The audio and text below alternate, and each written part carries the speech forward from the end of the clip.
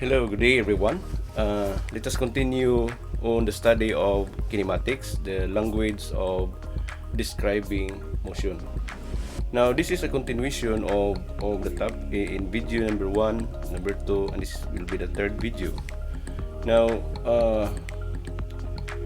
we learned in previous videos that we can provide the description of the particle by means of position and also the displacement. And in video number 2, we can also provide the description of particle by means of average velocity and the instantaneous velocity. And this video now, we will discuss the importance of the acceleration. Acceleration is another way to describe motion of the particle. We can provide the acceleration, the average acceleration, and the instantaneous acceleration. So let us recall it first in the previous videos. Now we learned that a particle can be described by means of position, and we will provide the frame of reference. So with that, we can provide the position of the particle as a position vector, and it is measured from the origin, and that is for t1 time t1. Now when the particle travels to another point, we have another position, and that is because of the time, another time. So take note that the position is will depend always on the time, which means that the particle travel to another point, we have another position. And take note that the position is always measured from the origin of the frame of reference. Now, position can be expressed as a function of time by means of modeling, meaning we can provide the position function of time. So that is through modeling. So meaning, for example, we have a model from t1 to t2, then at any point of the travel, we can provide the exact position of that particle from t1 to t2. So substituting the time will provide the position.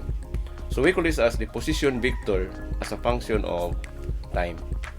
Another thing is if we connect, since we have already the initial position and the final position, if we connect a line from initial towards the final, we call that as the displacement or delta r, which means that the displacement can be obtained if we have the initial and we have the final, and that is final position minus initial. Now dividing the displacement by the time interval is t2 minus t1, the result is the average velocity.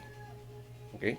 Now, for instantaneous velocity, we can provide it. Take note that instantaneous is the velocity at a certain instant of travel. Now, it is different from the average. With the average, it is talking about between point travel, meaning the travel of t1 to t2 with the corresponding position. But the instantaneous velocity, it is the velocity at the certain instant of travel. So we can provide the velocity by applying the limit principle, meaning the only way to provide a velocity at a certain instant is to reduce the amount of displacement delta r, meaning provide a very very small change, then it is already an instantaneous velocity, which means that you need to reduce the time interval or the delta t and evaluate that as delta t approaches 0, then we are providing a very very small displacement. Okay, so now take note that delta t is not equal to 0 at that point, because in calculus or in mathematics, approaches means it is not necessarily be equal to that number. So that when we say delta t approaches 0, it is not equal to 0. It is approximately equal to 0, which means that we have still the time interval, but in a very very small. So therefore, if you evaluate the limit of that function, which is the average velocity, the result becomes the instantaneous velocity, or we call that as the dr over dt. Take note, in previous, we learned that dr means infinitesimal change, or dr, and dt is also an infinitesimal change. So dr over dt is also called as the derivative of r with respect to time. That is the instantaneous velocity, or the operator dt of r, which means that the derivative of r with respect to t is the instantaneous velocity. Okay, now let's proceed to the acceleration. Average acceleration. What is average acceleration? Now, remember, we have the position time. Okay, so previously we learned that we have the position as a function of time. Then we learned also that at that point we can always compute the instantaneous velocity, or vt. Now this time we will calculate the average velocity of the, or average acceleration of that particle. Now, hence we have already the velocity as a function of time, we will provide two velocities of the travel at time t1 and t2. Then all you need to do is to take the average of that velocity, which means that we have to obtain the initial velocity and the final velocity, and we will take the change of that, meaning final minus initial velocity divided by the time interval, or t2 minus t1. The result is always the average acceleration. Okay, so that is the definition of average acceleration, or we call this as the final velocity minus initial velocity divided by that final time minus initial time. Now, what about the instantaneous acceleration?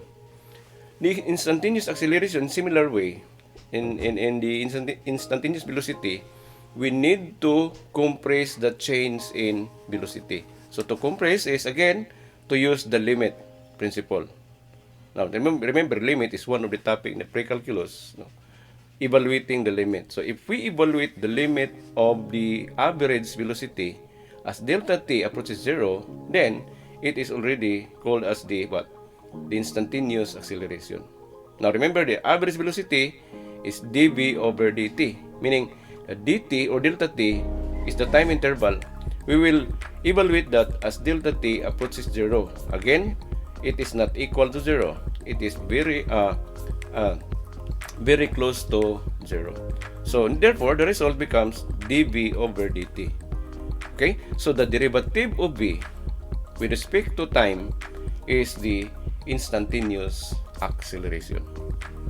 Okay, so which means that at that point where the particle located, the ball in the figure, we can describe that in terms of position vector rt. We can also describe that in terms of velocity, and we can also describe that in terms of acceleration. So at any point of the travel, we have the position, we have the velocity, and we have the acceleration, and we can compute that. So be sure that we can compute the amount of the position, the velocity, and the acceleration. Now, the acceleration means it is the change in velocity. Meaning, if the change in velocity, if the acceleration is negative, the meaning of that is the velocity is keep on decreasing. Another term of negative acceleration is deceleration, which means that the particle slows movement, meaning that it has a reducing velocity. Now, if the acceleration is positive, it signifies that the particle has an increasing velocity. Now, if the acceleration is 0, the meaning is the initial velocity is equal to the final velocity, which means that the motion is uniform. We call that as a uniform motion. Okay? So, therefore, the kinematics descriptions are, we have the position. So, take note that a function of time, x, y, and z are the components of the position with respect to x, y, and z, and it can be a function of time. Okay, then, for the velocity vector, it is actually equal to the derivative of the position, which means that we can compute the velocity using the position. How to do it? Take the derivative of r with respect to t. Then, aside from that, we can compute the acceleration. How to calculate the acceleration? It is by taking the derivative of the velocity with respect to time, or dv over dt. Or another way is to take the second derivative of the position. The second derivative of the position, or dr, second order derivative of the position is actually the acceleration. So it represents d raised to 2r over dt raised to 2. Okay? So we call that as the second order derivative of the position, which is equal to the acceleration.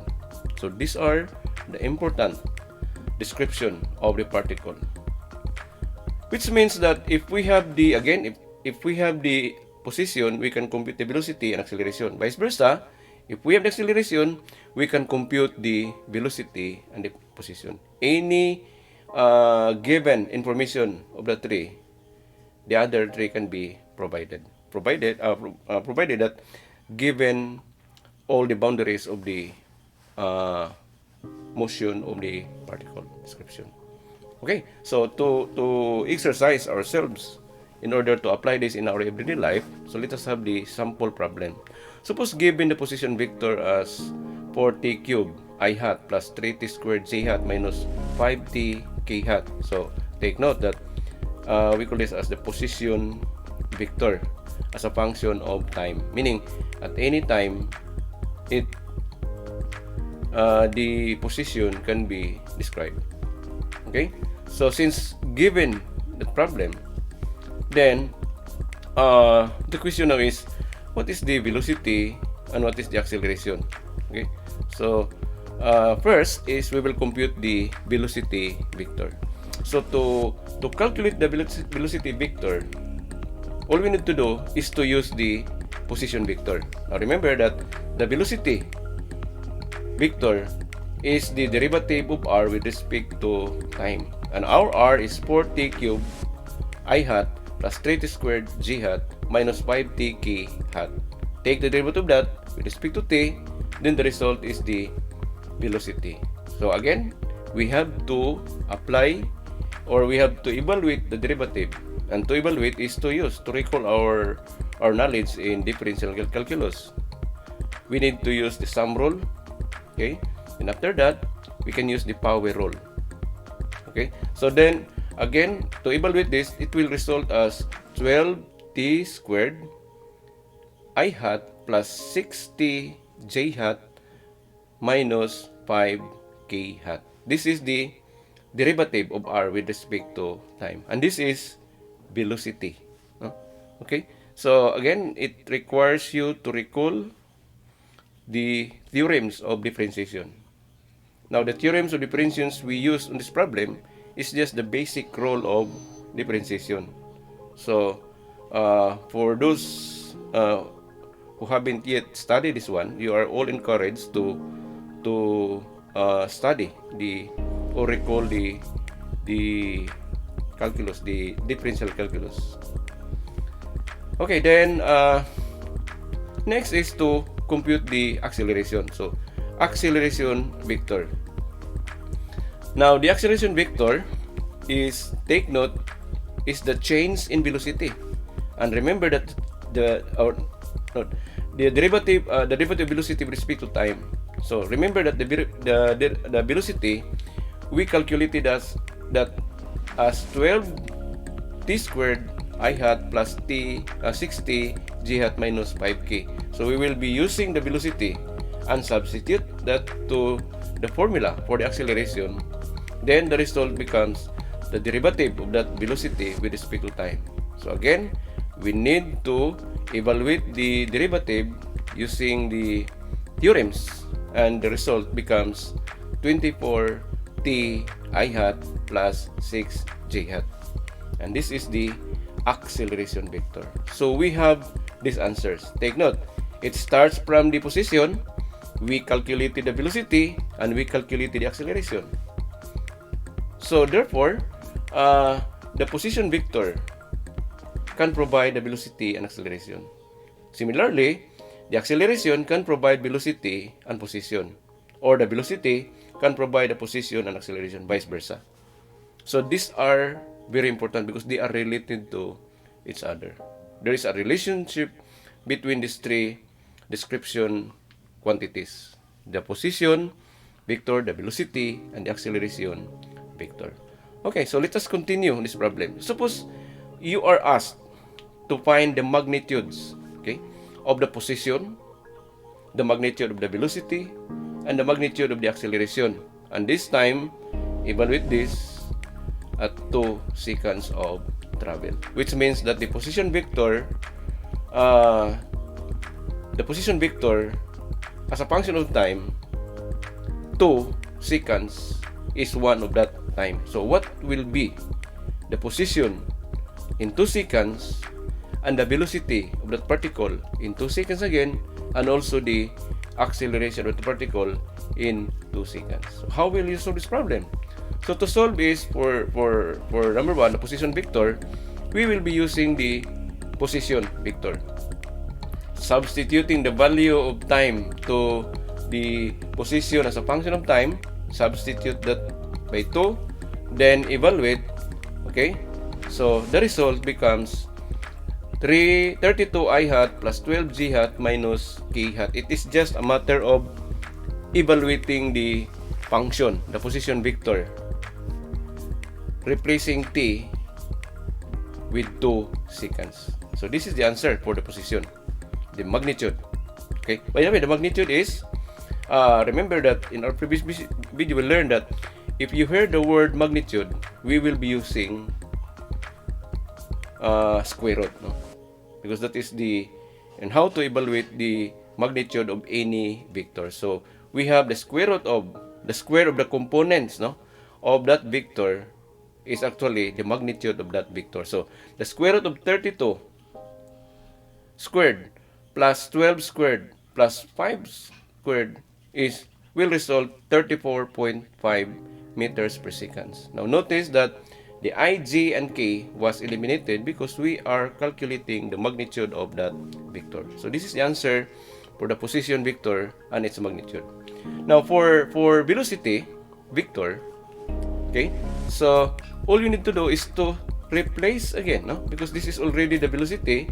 To evaluate the velocity in 2 seconds, we need to replace the time t by 2 in the velocity function of time. So then do it, then simplify. Then we have 48 I hat plus 12 G hat minus K hat. That is the velocity vector at time 2 seconds. Then its magnitude again. R, it should be the velocity. No, it is not R. It is the magnitude of the velocity in 2 seconds. So it should be the square root, 48 square plus 12 square plus 5 square. So again, kindly remove R and replace it with velocity 2, meaning the velocity at time t2. And evaluate, the result is 49.7 meter per second. Meter per second because the unit is in meter for the position, the time is in seconds. Okay, then for the acceleration, to evaluate the acceleration is to substitute 2 again, the same as in the previous. So replace t with 2, then the result is 48 I hat plus 6 G hat, and that is the acceleration in 2 seconds. So meaning in different time, have different acceleration, have different velocity, have different position. Okay, so in that case, we have 48 I hat plus 6 G hat. Then its magnitude again, replace R with the acceleration at time t2, at time 2 seconds. Okay, and the result is the square root of 48 squared plus 6 squared, and the result is 48.4 meters per second. This is the acceleration of the particle. Okay, now take note that acceleration is the result, no, due to the change in velocity, which means that because we have the acceleration 48.4, it signifies that the particle will speed up, no? It has an increasing velocity. When you notice the components of the acceleration vector, the 48 I hat plus 6 g hat, it signifies that the component is along x positive and the component of y is also positive. So therefore, the velocity is kept on increasing in that amount of 48.4. It is the amount of the change in velocity. And remember that the velocity, the magnitude, is always positive. Okay? So, which therefore, by providing the magnitude of the acceleration, we learn that the velocity is, the particle has an increasing velocity, or maybe decreasing, or maybe the velocity does not change. The velocity will not change if the acceleration is zero. Remember, if the acceleration is positive, it means that the acceleration is keep on increasing. If the velocity is, if the acceleration is negative, then it signifies, no, negative means if in that case, if we have a negative I hat, if we have a negative component of the x, a negative component of z, then we have that acceleration which is going to that direction. Okay, then let us have the summary of the, in order to summarize the video number 1, number 2, and this video. Now take note that if we have the position vector or RT as a function of time, then we can always provide the velocity. How?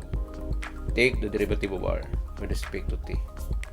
After that, we can obtain the acceleration by taking the derivative of the velocity, or there are two methods, or taking the second order derivative of the position, and that's the acceleration. So this process is actually called as differential calculus, differentiation. So we use the principle of differentiation in order to obtain the velocity and the acceleration. Now, if we use the differential calculus, then we can also use the integral calculus. Okay? Meaning, if we reverse the process, for example, we have the acceleration.